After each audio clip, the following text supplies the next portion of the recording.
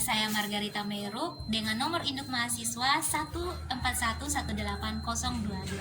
Saya mahasiswa pendidikan biologi semester 6 Fakultas Keguruan dan Ilmu Pendidikan Universitas Katolik Widya Mandira Kupang. Saya membuat video ini untuk memenuhi tugas mata kuliah ekologi tumbuhan dengan dosen pengasuh Ibu Imelda Theodora Sombo SPD MSI. Pada kesempatan ini saya akan menjelaskan tentang materi ketergantungan dalam ekosistem dan siklus air. Pertama-tama kita harus tahu apa itu ekosistem. Ekosistem merupakan suatu proses yang terbentuk karena adanya hubungan timbal balik antara makhluk hidup dan lingkungannya. Sedangkan ketergantungan merupakan suatu hubungan yang saling membutuhkan satu sama dengan yang lain, baik itu dari makhluk hidup dan lingkungan ataupun dari makhluk hidup dan makhluk hidup. Nah, pada kesempatan ini yang merupakan suatu ketergantungan dalam ekosistem ini meliputi dua komponen. Yang pertama komponen abiotik dan komponen biotik. Komponen biotik ini seperti hewan, manusia, dan dekomposer.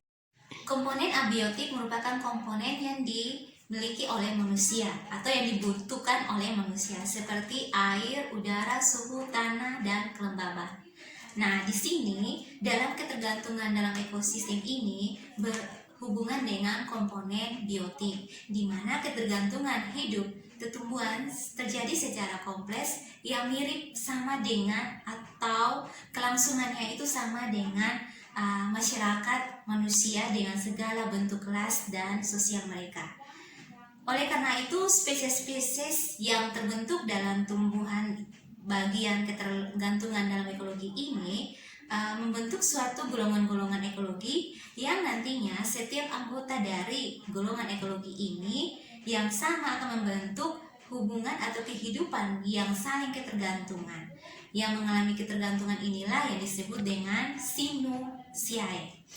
Sinusiae ini adalah suatu golongan tumbuhan yang membentuk atau mempunyai kehidupan serupa, memiliki ruang dan relung, sehingga dalam Sinusiae ini juga dapat didefinisikan sebagai kumpulan individu-individu spesies yang secara ekologi memiliki tuntunan kehidupan hidup dan pada habitat yang sama meskipun taksonomi individu tersebut berbeda.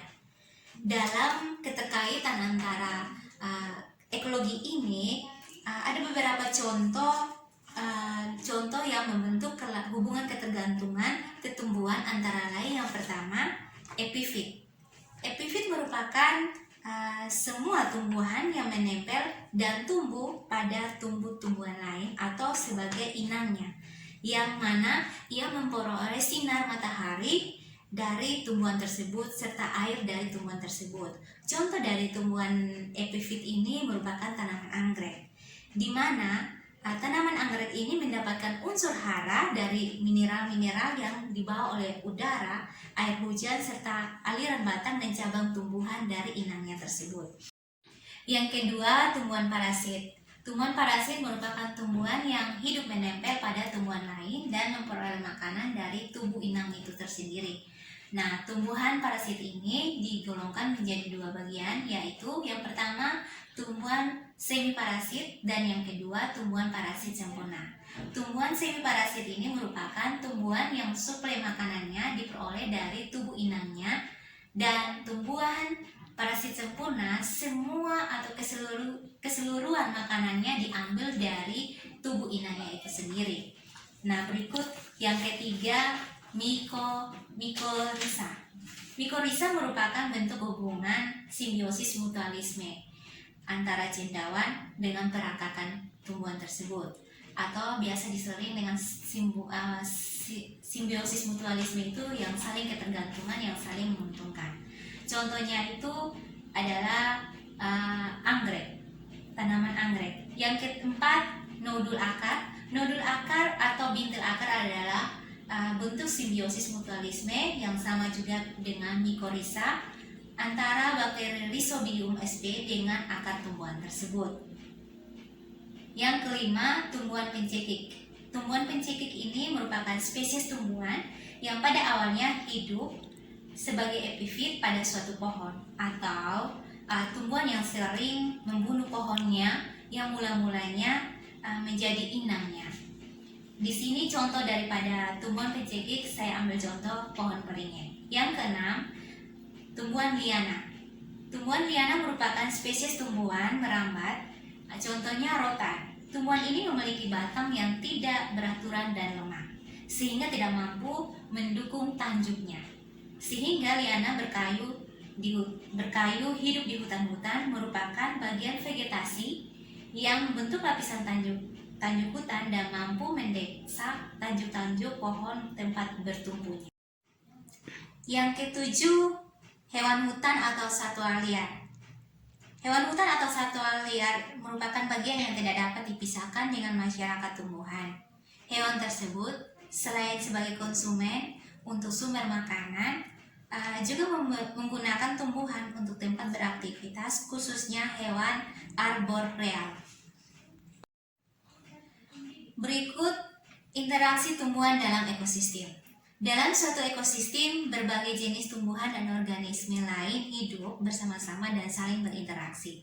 Dalam suatu komunitas, misalnya hutan, bermacam-macam komunitas tumbuhan seperti pohon, perdu, semak, herba lumut, dan sebagainya. Tumbuhan tumbuh dan berkembang berinteraksi satu dengan yang lain sesuai dengan keberlangsungan hidup mereka dan menyesuaikan diri dengan lingkungannya. Ada beberapa interaksi tumbuhan yang terjadi menurut Shukla dan Skandel pada tahun 1996. Yang pertama, antara tumbuh-tumbuhan dengan tumbuhan lain terdapat dalam satu komunitas. Yang kedua, antara tumbuh-tumbuhan dengan hewan. Yang ketiga, antara tumbuh-tumbuhan dengan organisme mikrobiota. Ada macam-macam tumbuhan yang berinteraksi dengan makhluk lain. Misalnya yang pertama, netralisme, yaitu interaksi yang sebenarnya hanya bersifat hubungan atau asosiasi saja, bukan interaksi yang sebenarnya. Yang kedua, protokooperasi, yaitu interaksi antara dua jenis individu yang akan mendapatkan keuntungan. Yang ketiga, mutualisme, yaitu hubungan yang memberikan keuntungan kepada masing-masing pihak. Yang keempat, komensalisme, yaitu interaksi antara dua individu yang memberikan keuntungan pada salah satu individu jenis populasi, sementara individu yang lain tidak memperoleh keuntungan apa-apa, contohnya anggrek dan paku. Yang kelima, amensalisme, merupakan interaksi persaingan dalam bentuk yang lemah, hubungan individu yang satu dirugikan sementara individu yang lain tidak dirugikan, contohnya aleopati. Yang keenam, parasitisme, merupakan interaksi di mana satu jenis organisme mengambil atau memperoleh makanan dari organisme lain, misalnya benalu. Yang kedelapan, predasi, merupakan interaksi yang menangkap atau mengejar dan membunuh mangsanya, umumnya terdapat pada hewan, misalnya pada tumbuhan kantung semak. Yang ke-10, kompetisi atau persaingan, merupakan interaksi antara dua individu yang saling bersaing untuk mencari dan berusaha mendapat sumber makanan. Berikut siklus air. Di alam, air dapat berbentuk cairan seperti terdapat di bawah tanah yang terdapat di sungai, atau berbentuk padat seperti salju dan es, atau berbentuk seperti uap air apabila terkena sinar matahari. Seluruh proses perubahan air yang terjadi secara alami di lingkungan tersebut dinamakan dengan siklus air. Siklus air ini, prosesnya ini meliputi 3 tahapan. Yang pertama penguapan, yang kedua pengendapan, yang ketiga pengembunan. Di sini saya akan menjelaskan secara detail tentang siklus air menurut pemahaman saya. Yang pertama itu, air di lautan akan menguap di udara akibat panas matahari yang disebut dengan evaporasi. Uap air akan membentuk awan di udara, dan apabila awan tersebut dipenuhi oleh molekul-molekul air, air akan turun ke daratan atau bumi dalam bentuk air hujan atau proses presipitasi. Kemudian air hujan yang membasahi daratan tinggi akan diserap oleh tanah, dan mengalir ke tempat lebih rendah melalui aliran sungai hingga kembali ke lautan.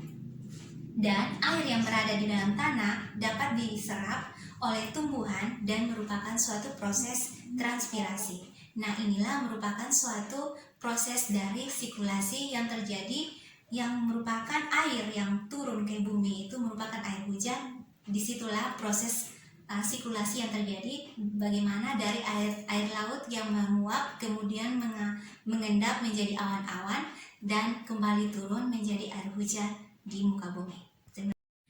Demikian penjelasan singkat saya tentang materi ketergantungan dalam ekosistem dan siklus air. Terima kasih.